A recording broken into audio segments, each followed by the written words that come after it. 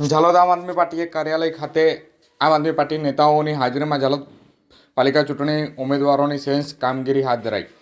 આજ તારીખ 29/1/2025 બુધવારના રોજ સાંજે 4 કલાકે મળતી માહિતી મુજબ ઝાલોદ પાલિકાની ચૂંટણીનું ફોર્મની અરજી ભરવાની તારીખ નજીક આવી રહી છે। તેવામાં હાલ નગરપાલિકા ચૂંટણીને લઈને માહોલમાં ગરમાવો જોવા મળી રહ્યો છે। હાલ નગરપાલિકાની ચૂંટણીને લઈને માહોલ જામ્યો હોય તેવું લાગી રહ્યું છે। તે અનુસંધાને આમ આદમી પાર્ટી પણ પાલિકા ચૂંટણીમાં એક્ટિવ મોડમાં લડી લેવાના જીતવાના સંકલ્પ સાથે મેદાને ઉતરવા માટે સંપૂર્ણપણે કામે લાગતી હોય તેવું લાગી રહ્યું છે।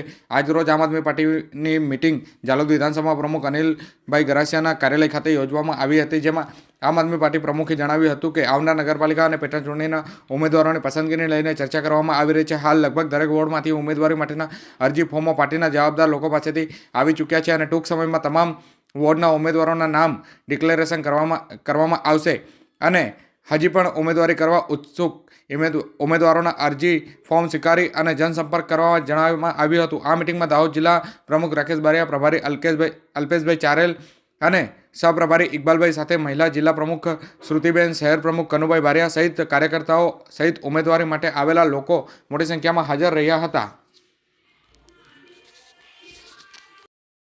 આજરોજ ઝાલોદ શહેર ખાતે ઝાલોદ નગરપાલિકા અને 2 પેટા ચૂંટણી છે, જેમ કે કારટ અને દાવડિયા, આને જે આવનાર સમયની અંદર ઉમેદવારોને લઈ એક સમીક્ષા બેઠક યોજાઈ। એમાં અમારા જે દાહોદ જિલ્લાના પ્રમુખશ્રી તેમજ પ્રભારીઓ તેમજ મહિલા પ્રમુખશ્રી તેમજ પાર્ટીના કાર્યકર્તાઓ શ્રી ઉપસ્થિત રહ્યા અને અમારી પાસે જે દરખાસ્ત છે લગભગ આજે 30 જેટલા ફોર્મ આવી ચૂક્યા છે અને હજી પણ કેટલાક આવવાની શક્યતા છે। ટૂંક જ સમયમાં અંદર અમે આમ આદમી પાર્ટીના ઉમેદવારોને સિલેક્શન કરવા જઈ રહ્યા છે। તેમજ આજે એ પણ મીડિયાના માધ્યમથી કહેવા માગું છું કે જે પણ આમ આદમી પાર્ટીમાં જે ઉમેદવારી કરવા ઈચ્છતા હોય એ તાત્કાલિક ધોરણે અમારો સંપર્ક કરે। જય હિન્દ।